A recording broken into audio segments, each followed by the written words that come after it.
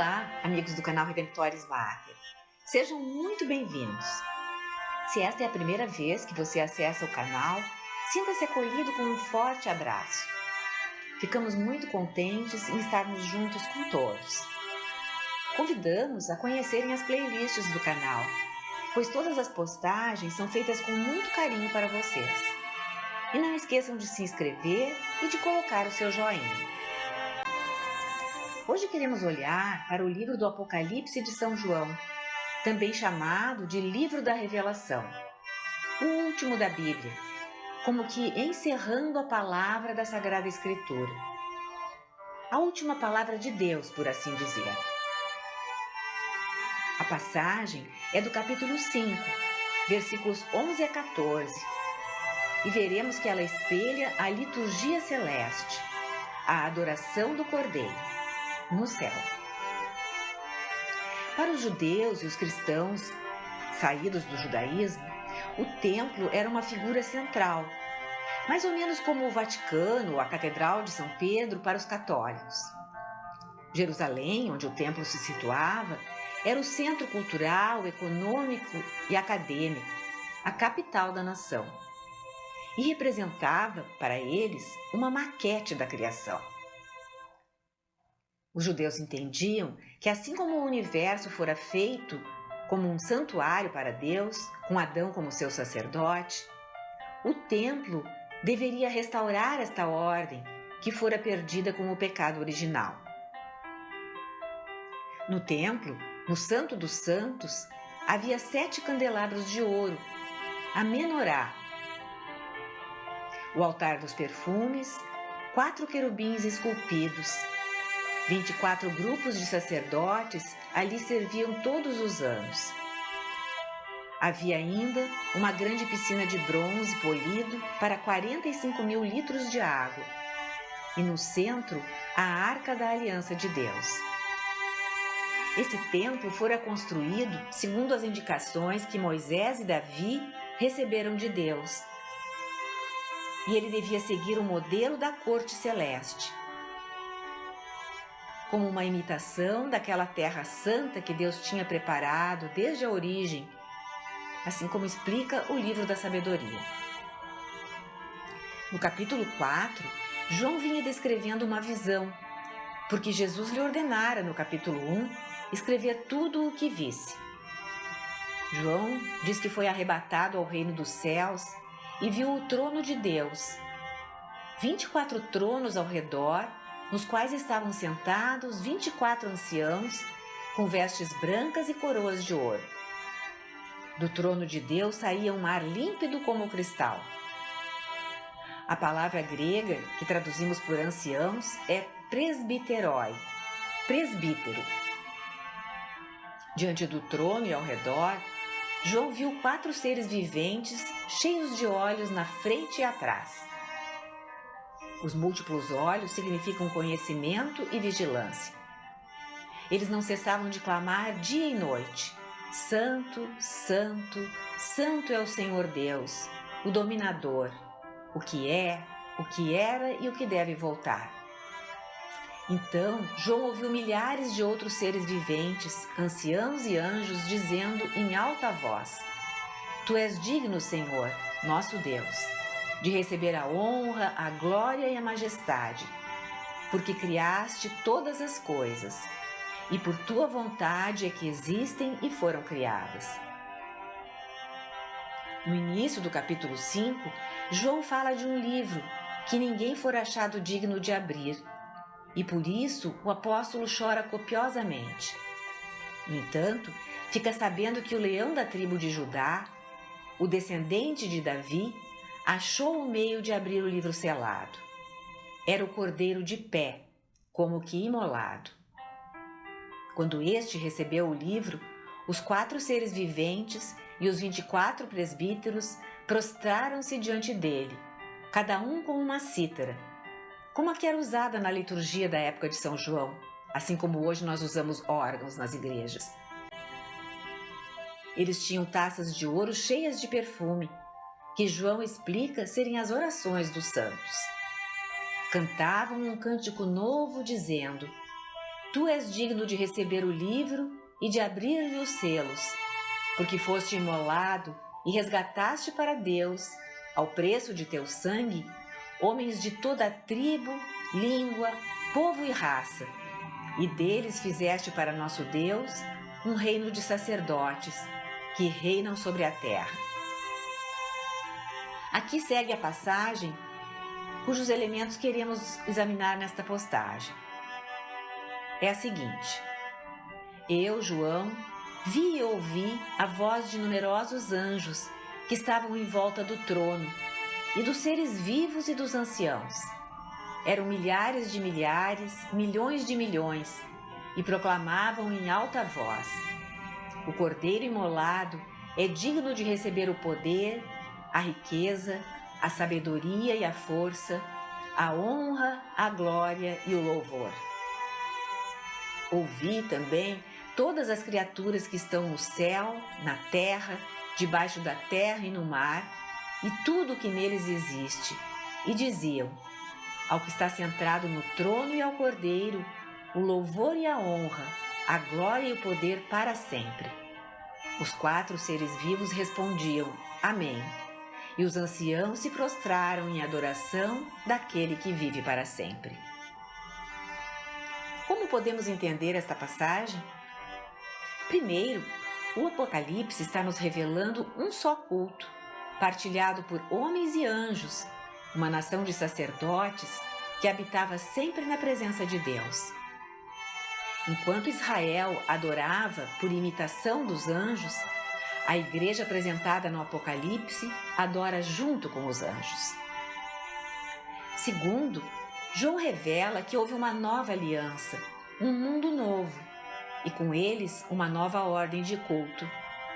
Trata-se do corpo místico de Cristo, a Igreja, e da adoração em espírito e verdade de que Jesus falara no capítulo 4 do Evangelho de João.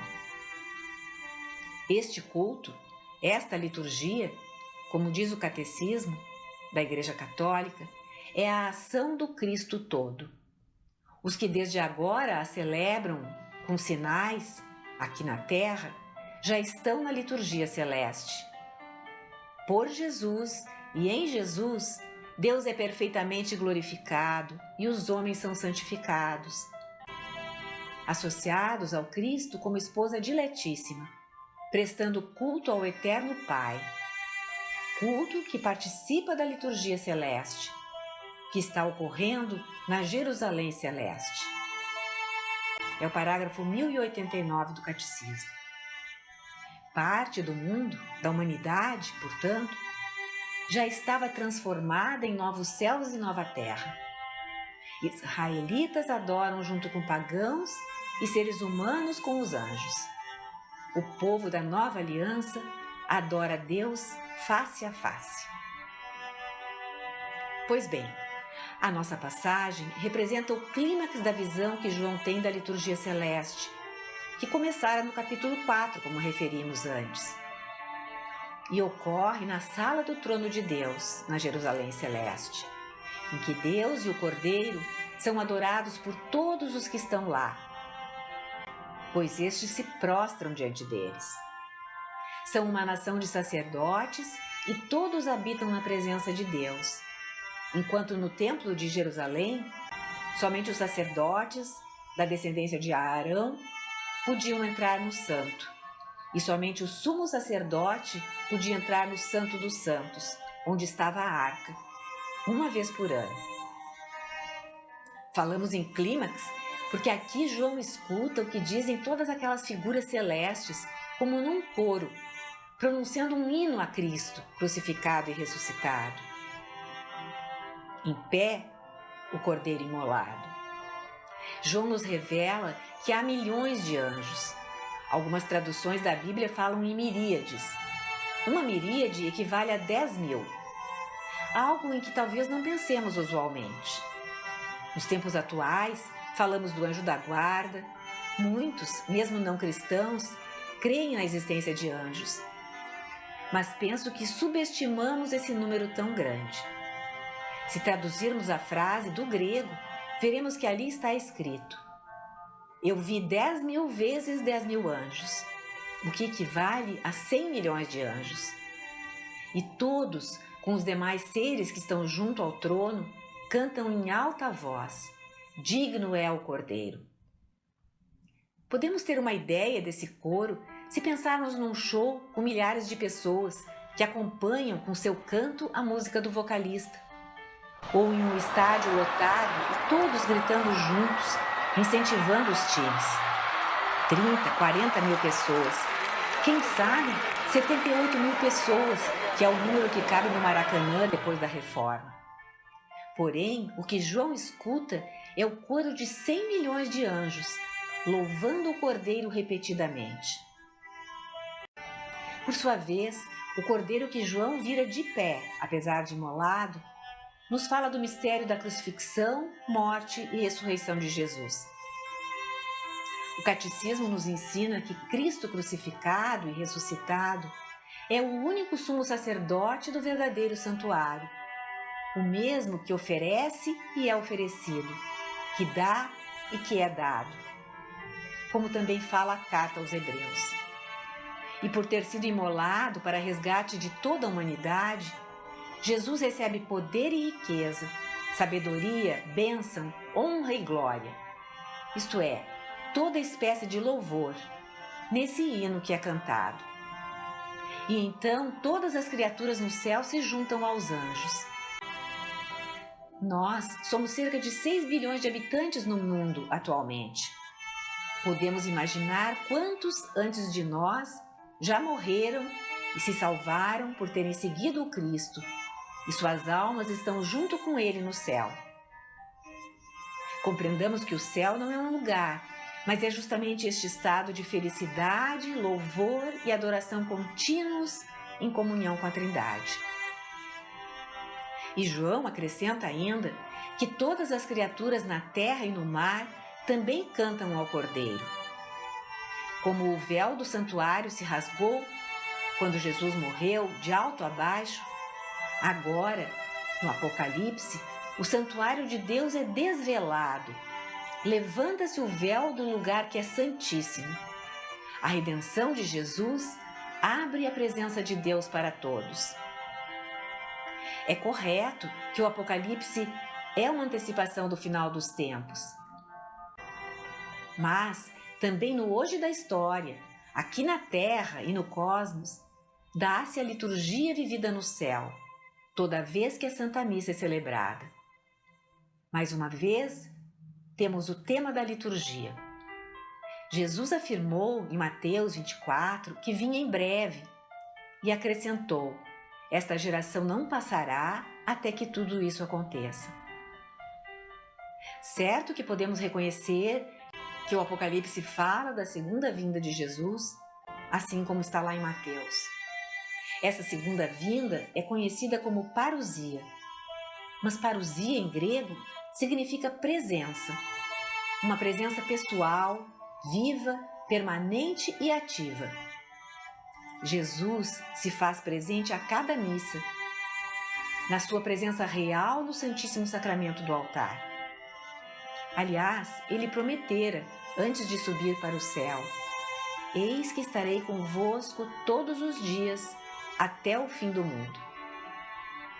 O Apocalipse revela que Jesus está presente em plenitude, com sua realeza, no sacrifício sacerdotal, em corpo e sangue, alma e divindade, onde quer que os cristãos celebrem a liturgia da Eucaristia.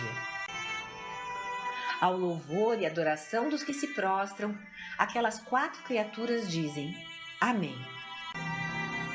Amém é a palavra de adesão, a palavra de quem crê e quer viver aquilo.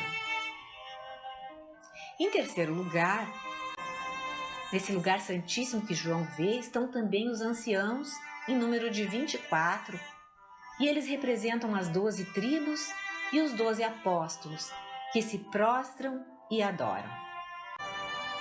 Esta leitura é muito adequada para esse tempo pascal, em que celebramos a ressurreição de Jesus Cristo e chegaremos à sua ascensão aos céus, onde está sentado à direita do Pai, antes de celebrar Pentecostes, que é a vinda do Espírito Santo. O livro do Apocalipse nos auxilia a compreender Cristo como o Rei do Universo, que esta liturgia celeste nos mostra. Apocalipse, em grego, significa desvelamento. A palavra era usada pelos israelitas para aquele momento na festa de casamento em que o noivo levantava o véu da noiva virgem, antes de introduzi-la em sua casa para consumar o matrimônio. O que dizer, então, dos 4 seres viventes que João vê? Como já temos explicado em outras postagens, quando lemos coisas estranhas no Novo Testamento, na maior parte das vezes podemos encontrar o significado no Antigo Testamento. Essas 4 criaturas estranhas já haviam sido vistas no Antigo Testamento por Ezequiel, outro livro que também usa em parte uma linguagem simbólica, como o livro da Revelação. Ezequiel 1 inicia com uma visão que ele teve no exílio na Caldeia. Soprava um vento impetuoso, uma nuvem com um feixe de fogo resplandecente. No centro, no meio do fogo, distinguia-se a imagem de 4 seres que possuíam rostos, mas também 4 asas.